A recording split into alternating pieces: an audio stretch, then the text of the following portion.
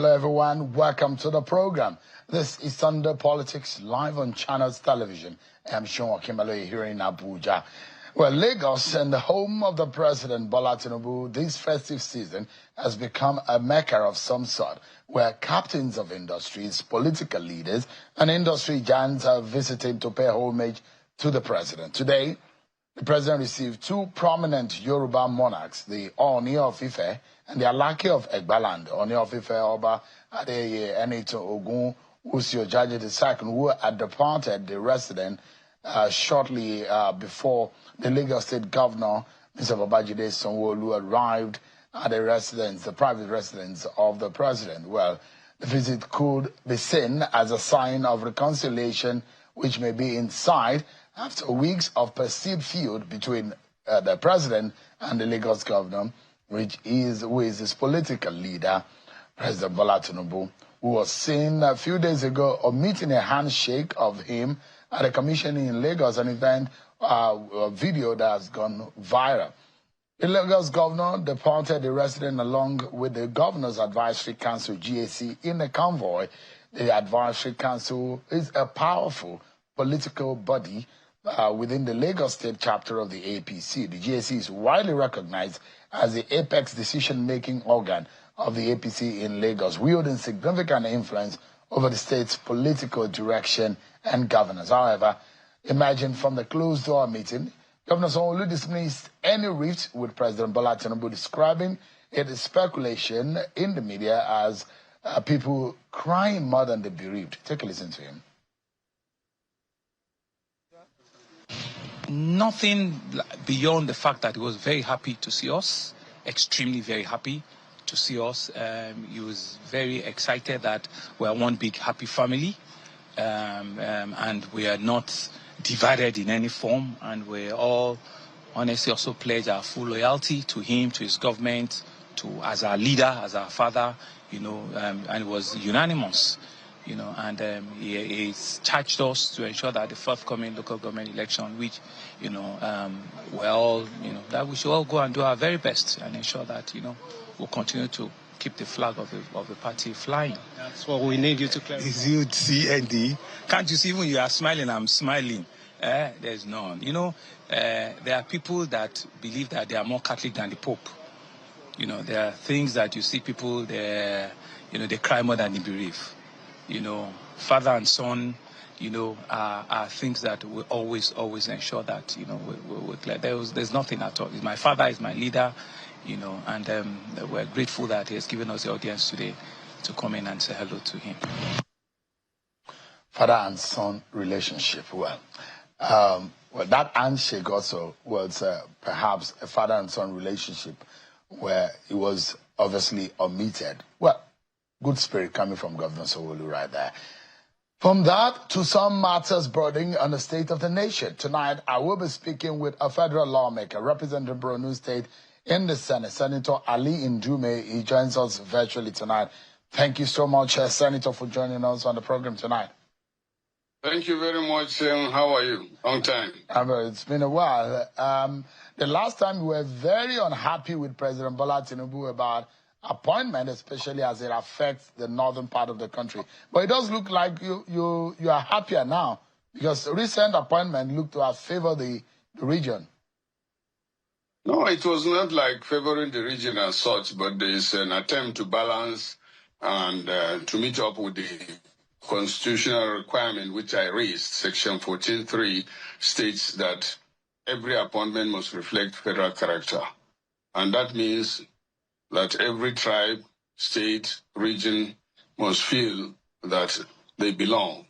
And that is what he did. And as I said, the good thing expected of a leader is that if the issue is raised genuinely, then he should look at it positively and make amends. And I think that is what Mr. President did. That is what I can say. Although there are people, some of those who work closely with the president, they didn't take lightly some of your comments. Your very good brother from Borno South, Mr. Daniel Bwala, was very frank about the way he felt about your criticism of the president.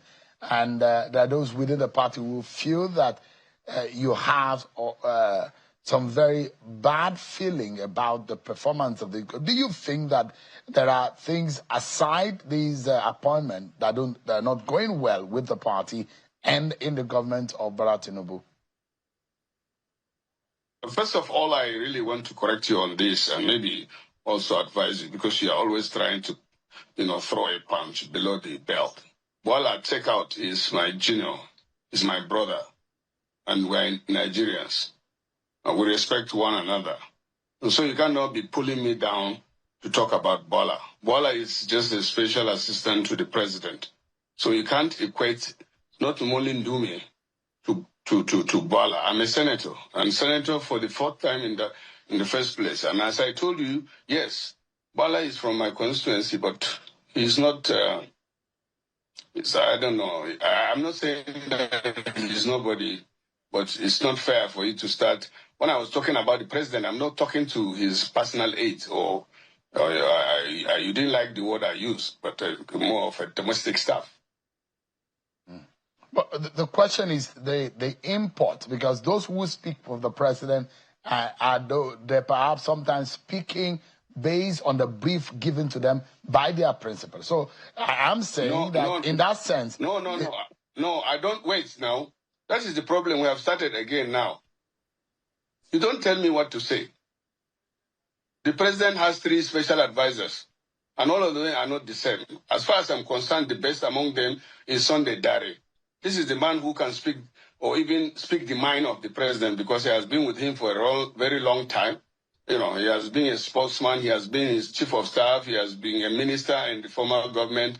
And you can see his response. He tried as much as possible to address issues, not persons. And I give him credit for that. If the president had more of that than you are dragging me into the other people that are busy being more Catholic than the Pope. It spoils the matter. So please, let's talk about what you want me to talk about. I don't want to talk about those people. I'm done with them. I'm asking you, Senator, that some of what you have said in the statement that you have made about the administration of Bola Tinubu were perhaps perceived with hard feelings in the party. No, I don't, what, do you regret some of these comments? Wait now. What hard feeling will I have? I'm a senator already. I contested and I wanted to be a senator. And I'm a senator, alhamdulillah. You understand? So, you see, you are the one dragging the issue into the mud or to the wrong direction. My own responsibility as the representative of the people, as a senator, as a citizen of Nigeria, and as somebody from Borno State, I have the right to point out some of the, lapses or observations or policies that are not in tandem. And I also commend Mr. President when it is appropriate. I don't only criticize. When he does the right thing, as he did now, he listened to what I complain about. He even asked for the details, and he got the details, and then he made correction. At one scoop, he appointed over 24 people from the north. That balances it. So you are happy with the president now and what he's been doing? Well, I don't have problem with the president. Don't be saying I have problem with the president. I said it severally. He's my president. So why would I have problem with the president? But if he does something that is not right or is against the constitution, or I will point it out. And if he does something that needs to be commended, I will commend it. I have done that severally. You look at the assessment of the 2 years of the President Bola Tinubu in office. As a senator and perhaps someone who is very close to the people on the ground, do you think your party is enjoying the kind of popularity that it enjoyed some years back? That I feel as the kind of way Nigerians feel right now, to the extent that maybe Nigerians have some very strong feelings as to the performance of your party. Well, let me be blunt about it. The people are not happy. Several people have said it. And the president also is not pretending. He acknowledged that there's hardship. He acknowledged that things are very difficult. And even recently, he appealed that people should be patient with him. But the question is, how long will they be patient? And things are very difficult. And so many things have not been done the way the people are expecting.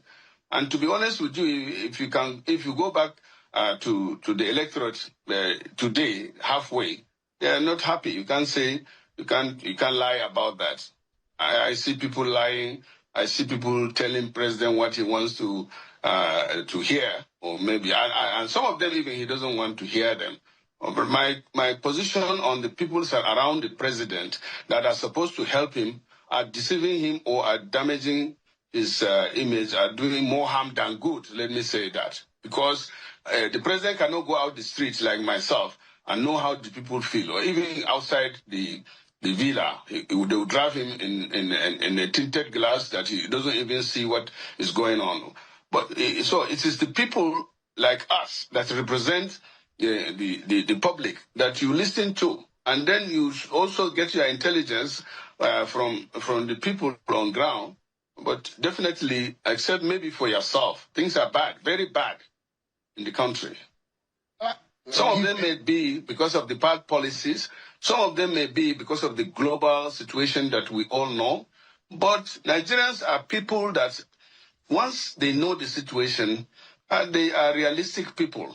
But the people that the president has for now are unrealistic people. I said it before, I'm not changing my position yet until they change or president does something. Last time he did a bit of it by changing some of them, but I'm still believing that the government is more or less dominated by kleptocrats and even kakistocrats. That English seems to be unfamiliar a bit to me. Can you explain what you meant by that? Who are these people? Between you and God, Sheung, you are a Nigerian too. Unless maybe you are getting something somewhere, because it looks now that you are this is getting filled up. I don't know what happened. You look fine. That's funny. But Senator, you said yes. Kakistocrats and kleptocrats. Yeah. Those are big English. You know you're a big man who schooled in the U.S. It's better for you to explain to us in a language we understand. Some of those who schooled here in Nigeria. What I'm saying is what do you mean by who are these people? They are, if there are no kakistocrats and kleptocrats, we would have been better off. And these people are around the president? Yes, of course. I said it last time that they are more or less they have more or less kidnapped the president. So we are seeing some kind of cabals again, right? Yeah, it's more than cabal. If it is cabal, it's normal. You two, you have your cabal. I have my cabal as senator. My close friends, they call them cabals. These are people we spend all day to, and they influence my actions and inactions. But when you have kleptocrats and then kakistocrats means that people that are not supposed to be in the position are in the position, or they don't know. Then kleptocrats are people that are in democracy, that are in politics because of what they can get out of it, but not what they can put in it. You understand that? I mean, we always talk in parables about those who are behind the powers, who are manipulating power over the years, and this has gone on. Do these people have names? Because our nation is being held down by a few people, the way and manner in which you are describing it. Perhaps these people are not allowing the president to function optimally the way Nigerians hoped for. Who are these? Do they have names? What are their titles? You mean their titles? And their names. I know them, and I'm not going to mention them. You too, you know them. And you are supposed to be the one that should mention them because that's your work. He who alleges, Senator, you are the one who is saying that there are kleptocrats in the government. No. And would like to know. No assumptions here. Let me tell you, if you had experts or the right people in the government, things would have been done right. Things are not being done right now. Government, I still believe that the president did not take power in order to make Nigerians suffer. No. He took power so that he would do something, but he cannot do it alone. And he has to get people. I hear one of my colleagues last time, he said the same thing, that the president needs to sack some of his ministers and some of his aides and all that, so that he will bring in better people or experts to help him run the economy. But you are 2 years down. The renewed hope is becoming, people are doubting whether this thing is going to work. Because 2 years in it, the Nigerians cannot see any hope. So things are not working from your own point of view. Are there areas you think that... Wait, Shehu. Is it working from your own end? Are you not in Abuja? I'm asking a question, Senator. Things that... Me too, I'm asking a question now. Yeah. So the point I'm making here, Senator, is if things are not working for the Nigerian people, can you point to us areas you think that the president should make urgent and decisive action to fix this? He's halfway into his 4-year constitutional tenure. I said it before, there are 3, and they are constitutional.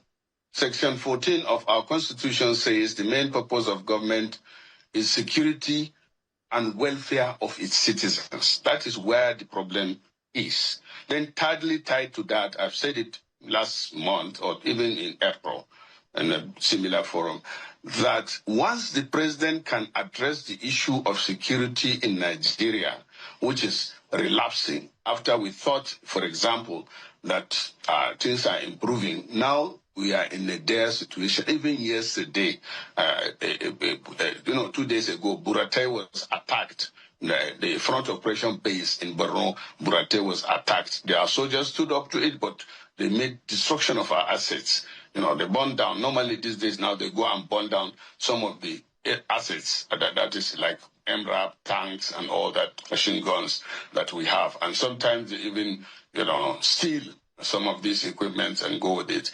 The situation is getting terrible, in Borno. The situation is bad in some states. All the 6 geopolitical zones, except to some extent South.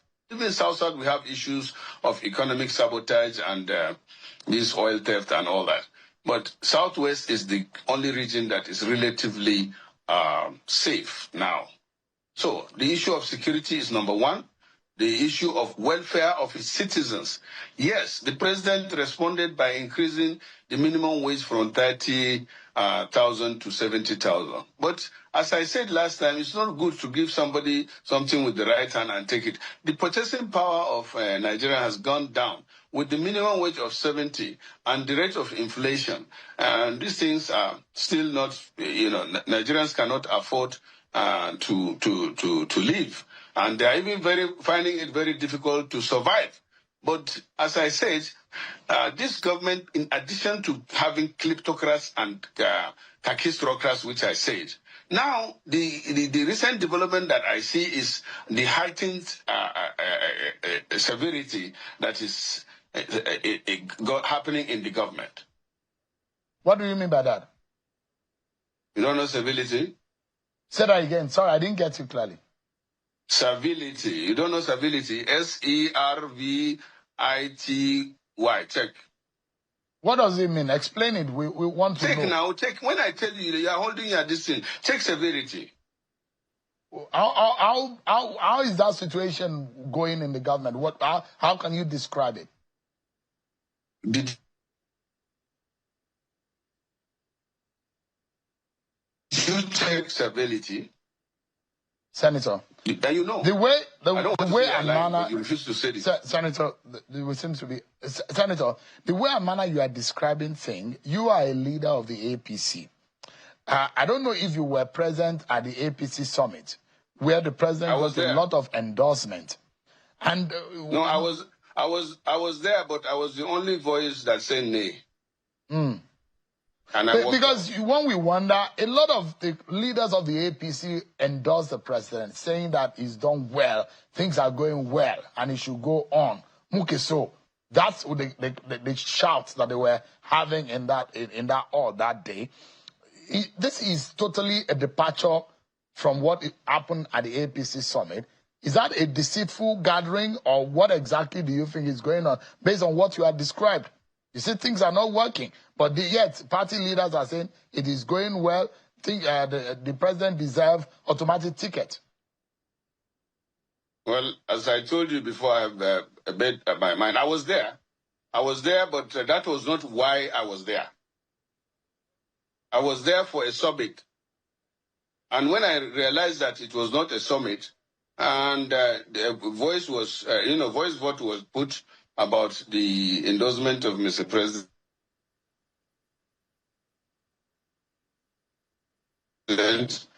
I just left. And that does not mean I'm not an APC member. The majority had its way, and maybe I'm even more. Few of us, felt that was not right. But you look at it again. As a senator, I was not. You look at it within the party, there were endorsements for the president. Outside of the party, there are defections into the party.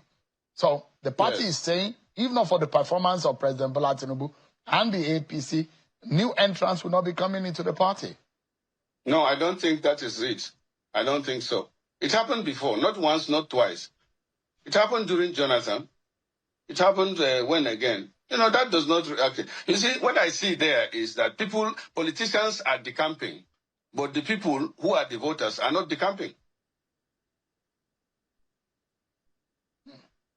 So what is happening politically is not in tandem with what is on the ground, what the Nigerian people can feel. Thank you. That's it. Is the president aware that this is a political gimmick or this is a political deceit that is going on the way you have described it? I don't know. I'm not, I don't have access to Mr. President, so I won't know his mind. I didn't speak. But I hope he will look back historically and see that the gathering of people to say we endorse you, especially, you can't, for example, the president has been endorsed, and the president even endorsed us during his budget presentation, but the party said now that no automatic ticket for others. So what is good for the gander is not good for the what? What do you say? What is good for the goose is not good for the gander. Is that what you meant? That is what they are now saying. So you already see there is a problem. What does this connote for you? If this is going on, and you made reference to Jonathan's period in 2014, pre-2015 election, and Jonathan lost the election, are you worried about something here? Yeah, really, because Jonathan had 22 governors then, endorsing him like we did now. And what happened? Jonathan lost woefully. And even that time, what happened? A lot of money was spent, over 2 billion or whatever. And then even the election was sifted. But we are not learning our lesson. And I pity Mr. President for this kind of a thing. Even though he came out one time that this is not time for campaign, we should not be campaigning. But you have already seen the problem now. You go out there and say you are endorsing Mr. President. And when the rumors came out that, the National Assembly members also and this thing are going to be giving automatic ticket, the party came out to say we are not giving them automatic ticket. So who is going to be the foot soldier? Let's take a little break, Senator. But when we come back, I'll be getting your concluding thoughts on the state of the nation. But again, we will be looking at a very interesting conversation about the defection in Akwa Ibom State. Honorable Anekan Umana will be joining me. That's after Senator Ndume has given us his closing remarks on the program. And he's going to be talking about the defection of Governor Umo Eno of Akwa Ibom State.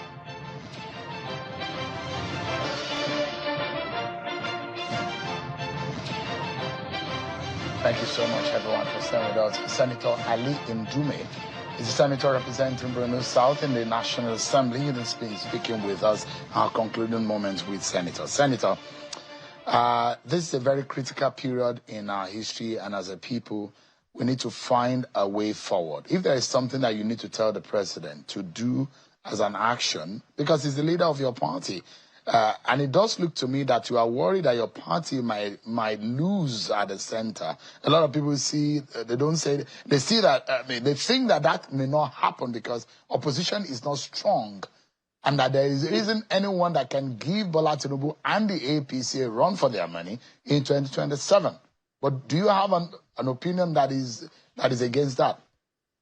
Yes. Number one, as I told you, I still believe that the president means well for this country. If not, he wouldn't have even contested. He supported twice people from the north, Rubadu and Atiku later on. And that shows his level of patriotism. And then when things didn't, in fact, the third person is Buhari. But when all of those, the two did not work, the one that worked was not, Buhari didn't do what much people expected. And he gave it a shot himself. So I thought that this is going to be it. This is going to be the master stroke. Tinubu is coming himself to do it himself. And even he said that it is his tongue, Omelekon. So after that, when he wins the election, I thought that it will be Omulekon. Well, you know what Omulekon is, including everybody. That is going to be our turn, especially the APC. But that is not the case. But the good thing is, and our advice is that there's still time because things can be turned around within a year. All this outcry is within 2 years. So in the next 2 years, he should make Nigerians happy. Once he makes this Nigeria happy, I said it before, nobody will contest. Why do you endorse a president who is sitting president only 2 years into his government? The endorsement, if we are following the American system, the president has a right of refusal, just as other public service holders like senators, like House of Rep. But now, as I said, we have started getting it wrong even. And I don't know what my colleagues are thinking, but I say, oh, so it is only Tinubu. The vice president was not even mentioned. The governors, I don't know, for those that are running for the second time, I don't know what is going to happen to them. I don't know what is going to happen to people like in Delta now. My distinguished colleague, Omo Agege, after losing the election, which he thought he won, struggled in the court, and then kept the party going. All of a sudden, they brought the sitting governor, and they said he's going to be the leader. That means, what has that man done, Omo Agege? Then, in fact, during the endorsement or the summit, Senate President stood up to move the motion, seconded by the Speaker. And then, as I said, what is good for the goose is not now good for the gander. So Senator, invariably, you are saying that the endorsement that President Tinubu got at that APC summit was in bad taste and is against the sensibility of the Nigerian people. No, I cannot speak for Nigerian people. I'm only speaking for myself. I didn't like it. I was not told that we were going there to only endorse the president. We were to go there for summit. So I was wondering, where is the program? Who's coming to speak to us?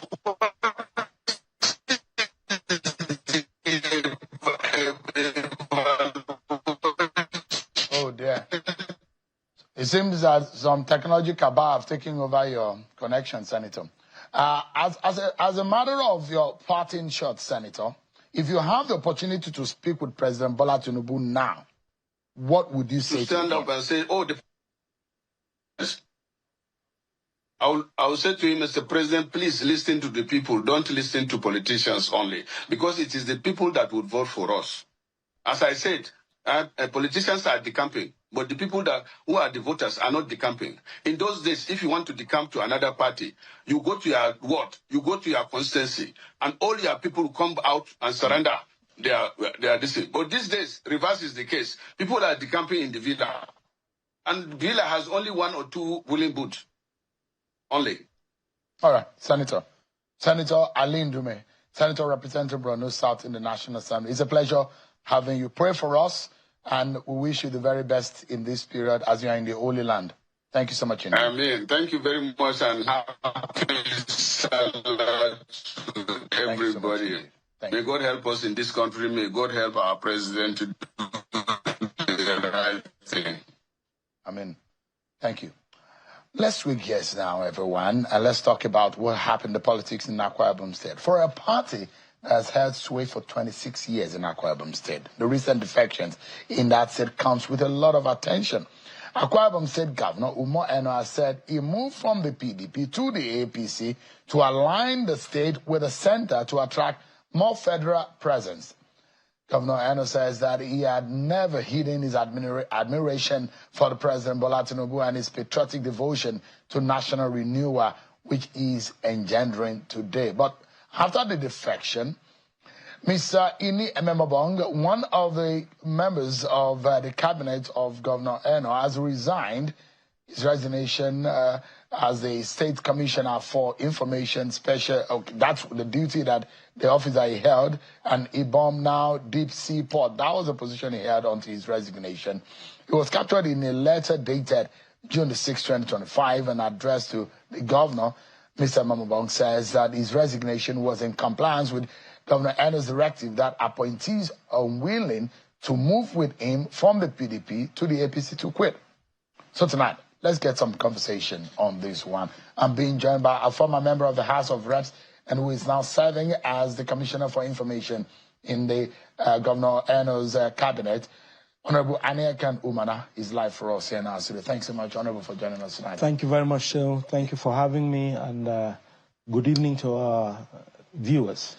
There are those who think that the decision of your leader, your principal, is a miscalculated one. No, that's not correct. It is not a miscalculated decision.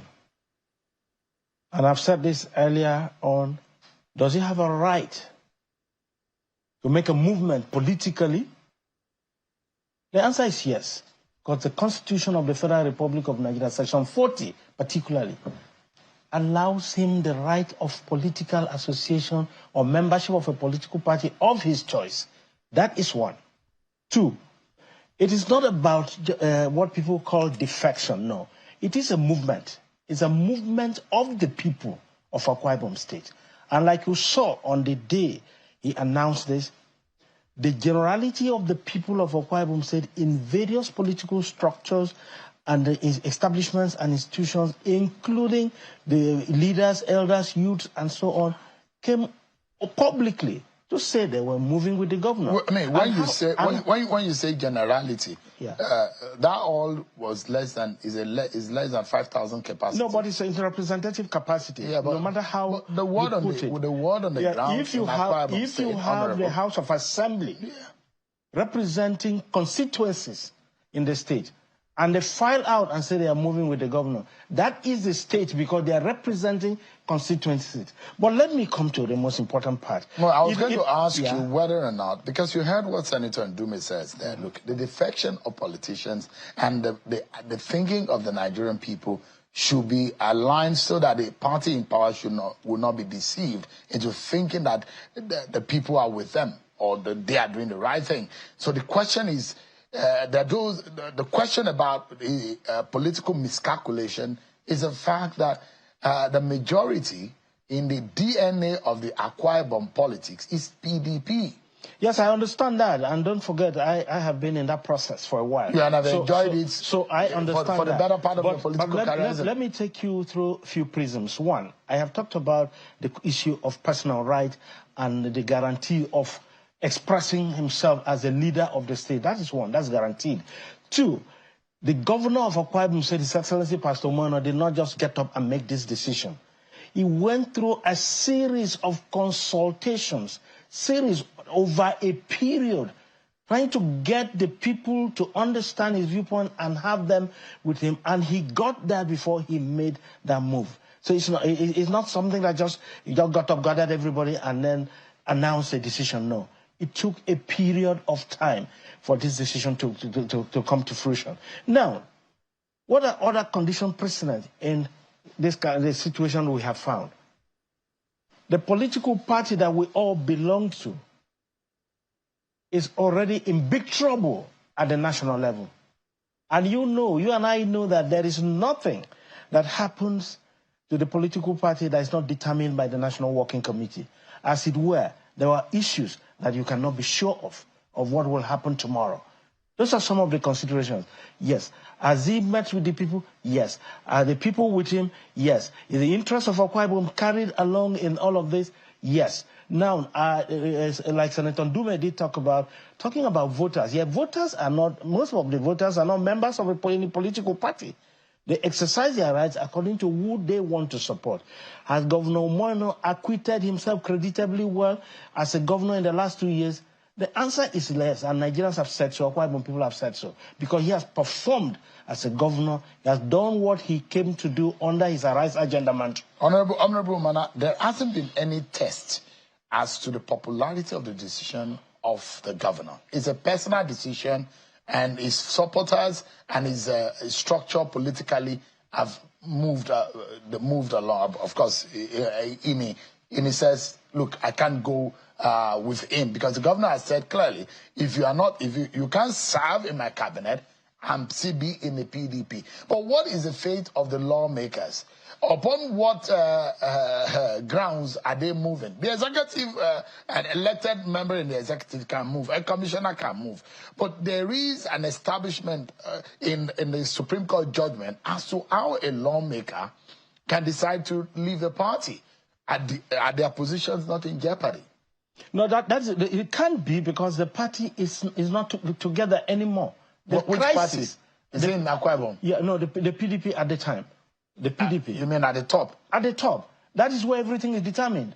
So how do you So you imagine that there is a bigger crisis in the PDP at the top? There is a bigger crisis. You and I know that. Does it affect Akwa Ibom State? How will it not affect? It does, because it is a national working committee that publishes who becomes the candidate of the party.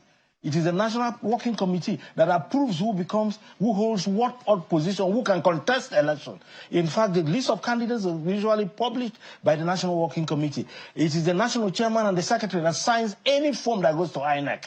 So the members of the State House of Assembly have acted in the rightful position, understanding that there is crisis. So you think it can stand the test of time? No, it can. Because the party says they will challenge after the Delta defection. That's and fine. They will challenge all of these defections. What happened to the former governor? Why didn't he move? Because in Delta State we saw former governor move with the governor. It seems your governor, your principal is on his own. No, that is his personal decision. He has a right to decide where to be. Like I did say. So Governor Emmanuel and Governor Eno are not on the same page. That Section 40 still guarantees the serving governor, the former governor, the right to decide where to be. So I'm just asking you. You've worked with, you know Governor Emmanuel. I know very well. You know Governor Eno. I know. And you know the kind of relationship. They have very deep respect for themselves. Yeah, but so they are not politically on the same page. That's what you're saying. They have deep respect for themselves. So let's hold on and see what happens. But that respect is not in alignment right now. No, let's see what happens. Let's see what happens. So what is clearly playing out in Akwa Ibom State is that Governor Emmanuel is still in the PDP. Right? Is that the case? He has not come out to say he has moved. Is he in the PDP? You can tell us. He has not come out to say he has moved. He has not. At least you would have seen that publicly. Mr. Hamana, so you are a member of the APC now? Yes, I am. How does it feel? It is political realignment. It feels okay. You can make a change. And you feel good within yourself? Why not? I feel good because we are acting what we call an enlightened state interest. An enlightened state interest. If you listen to the governor, he made it very clear that this movement is predicated on enlightened state interest, and is also aligning the state with this national government and the center in the interest of Akwa Ibom. So you don't think this is a political gamble? What happens in 2027 if things don't go the manner in which politicians are thinking? Well, I cannot say what happens in 2027, but I know that the Akwa Ibom is being positioned to have very good benefits by this alignment. I also know that Akwa Ibom political future is secure with this movement. And this is a movement. It's not about defection. I keep telling people, leave the word defection. Because this is a decision that is predicated on consultation and acceptance and agreement of the people. The right word or the English meaning of what the governor and some of you did was defection. But the political messaging or coinage of it might be movement. But it's right to call it defection because that's the English interpretation of it. But what happens? Because a lot of the old voters, the traditional Akwa Ibom voters, they know the umbrella. Yes, they know. Are they educated enough? When I mean education, and no disrespect at all. Yeah. I mean a political sensitization to the extent that they are conscious, because people would do something that they have been doing over the time. They will naturally, even without knowing, they would have done the wrong thing, and because they are used to doing it. that conscientization, is it there in the minds of the Akwa Ibom person that has PDP ingrained in their bloodstream? There is nothing cast on iron or stone. It is the process of political education that also had that color ingrained or the umbrella ingrained. It is political education. So that the umbrella education now is shifted on. Now to that political to education is on because voting is done at the polling units, and people are represented by different people at the polling units. So I can tell you, Seun, this evening that there has been consultation and mobilization from the ward levels before this decision was made. So it was a thorough job. It was a very thorough bottom-up. And the governor did all of this job, the governor consulting. took his time to Only that he couldn't convince Governor Emmanuel to move. He took time to do all of this. Is that the case? You see, you cannot decide for a man. A man must make his decision. All right. But in terms of consultation, that was done. All right, give me a moment. We've got another break. And when we return, the implication, because like Two-Face says, that there's an implication. The implication of the defection, and according to Honorable Umana, movement to the APC. What does this mean for the future of the politics of Governor Eno, especially when we don't have Governor Emmanuel in the mix of things? So, of course, they've come to meet the Senate President because we are Akpabio. It looks to me now that Akpabio is a greater winner in all of this. We'll be right back after this break, everyone.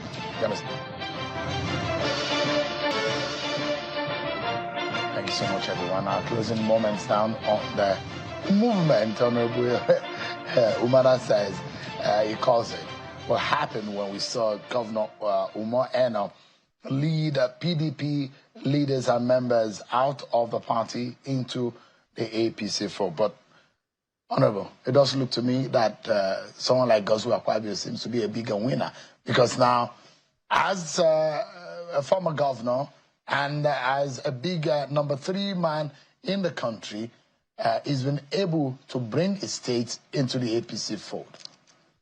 Yes, he is number 3 citizen.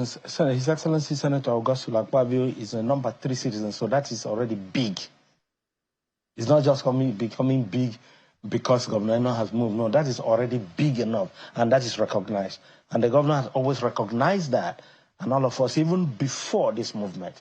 So that has been that. So the governor came on a mission. On the first day of his inauguration, he announced that he came on a ministry of reconciliation, and he wanted to bring the entire state together.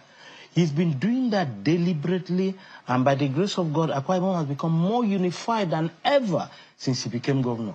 People from different platforms, different political parties, even before the movement, were now beginning to come together, talking to themselves and working together. And then finally, the movement happened. Yes, it will be better for Akwa Ibom. There are a lot of things Akwa Ibom people are looking forward to. Akwa Ibom people are looking forward to the Deep Sea Port project. They want to see that happen. You can't do that without the federal government. The maritime development... Has there been a promise for that to be done? But you must continue to work these routes to ensure that these things happen. What other benefits are there for the people of Akwa Ibom? There are so many. Even what we just listened to Senator Ndume talking about appointments and things that can happen. There's a lot of benefits for a state to have in working closer with the government at the center. And His Excellency the Governor had made it very clear that he was supporting President Tinubu. He had a very deep respect for him and what he was doing. And he was also supporting the Senate President, Godswill Akpabio, His Excellency, to return to the Senate and continue as Senate President. And he did say that he will not be able to do that from another platform, that he needs to come clean and work with them in a manner that will allow him to support them properly. Honorable Mana, my closing question for you tonight will be, you heard what Senator Ndume said about the way some Nigerians are feeling, about the performance of this government, that things are not yet the way it should be. And you're going into a party that has the description that Senator Ndume said. Is there a fear that this is more like getting from frying pan to fire? No, I don't think so. I don't think so. It's about getting things to work and getting things to work the way they ought to work, and that's what I'm seeing. Yes, even he did also acknowledge that, Mr. President himself, did acknowledge that he understands the pains and things that he not only needs Nigerians to give him a little time and patience so that things will flow through. But that's also happening everywhere in the world. If you look at in the economic indices and all of that, it's not as if it comes so simple. But more particularly, Akwa Ibom is where we are, and things are working in Akwa Ibom. I say to you, things are working because you have a government that is very responsive and cares for the people. And like I did say to you, rural development, bottom-up approach, care for its citizens, for infrastructural development going on under the Arise agenda to ensure that the people of Akwa Ibom will have the real benefit of having a governor who really cares for them. All right. Ania Khan Umana is the Commissioner for Information in Akwa Ibom State. Thank you so much indeed. Yeah, thank you, sir. I thought we had time. So. Thank you so much. Thank you. I appreciate the time. Thank you very much. Yeah, thank you. So that's our show for tonight, everyone. But just before we go, everyone, and here is my final word tonight. And it's going to be majorly to Mr. President, President Bola Tinubu. 2 years are gone. Half of your constitutional mandate spent navigating the stormy waters of reform, resistance, and rising hardship. You came to office promising a renewed hope agenda, telling Nigerians that the pain would be temporary, like that of a childbirth, and that joy would follow. But 2 years in, the cries have grown perhaps louder, and many now wonder, when will the joy come? Inflation surged, food inflation went to an all-time height, transport costs were tripled, and the average Nigerian now spends more of their income just to eat, as if they are lucky. Petrol is hovering over 700 naira per litre, and electricity tariffs have risen even as supply is still very erratic. And yet, the Nigerian people, resilient, loyal, enduring, have held on. But holding on cannot be the national plan. You promised to lift millions out of poverty, create thousands of digital jobs in 24 months, and double power generation. These were not poetic aspirations. They were campaign commitments. Mr. President, time is not on your side. You have just 12 months before the political season begins to whisper again. If ever there was a time to show the fruits of sacrifice, it is now. You are the president of both your lovers and your loudest critics, the hopefuls who sang your name at the polls and the skeptics who prayed you will fail. But leadership demands maturity of mind and empathy of heart. You now preside over a fractured but hopeful nation. Good people, bad politics, and an ugly economy. Nigeria today is at a historic inflection point. Mismanage these opportunities, sir, and we risk descending into a cycle of unrest, disillusionment, and regret. But if you rise, Mr. President, to the moment, and you could become a defining leader, one whose name is etched in gold as a man who brought Nigeria back from the brink, you must ignore sycophants who clap in darkness while citizens cry in daylight. Mr. President, please urgently surround yourself with thinkers, doers, and patriots, not just loyalists. Every day must count. Every decision must deliver value. Because when a nation suffers this deeply, there is no luxury of time or ego. No more excuses. President Bola Tinubu, we in the media, we will do our own part. We will question, probe, inform, and hold you accountable, not out of hostility, but out of duty. The opposition must also rise, not just to criticize, but to push this country forward. Civil society organization must now organize, awaken consciences, and be the voice of the voiceless, and our people must now stop being docile. We need to raise a mass of active citizens who are willing to fight for their nation and also work hard for its good. Citizens, your voice counts. Don't lose it. And for those of us who believe and who are people of faith, we will pray, as Scripture commands us, for the peace of the land and the success of its leaders. Because President Bola Tinubu, your success is Nigeria's success, and your failure will be our shared tragedy. Nigerians will rally behind you if they see sincerity, action, and result. But never forget, fury awaits any leader who mocks the pain of the poor. Sir, history is watching. Posterity is watching, and 200 million Nigerians are watching. Let this second half of your presidency be a turning point. Make us proud, President Bola Tinubu. Make Nigeria great. And that has to start now. That's my final word tonight, everyone. Many thanks for watching. I'm Shoma Kimale. God bless Nigeria.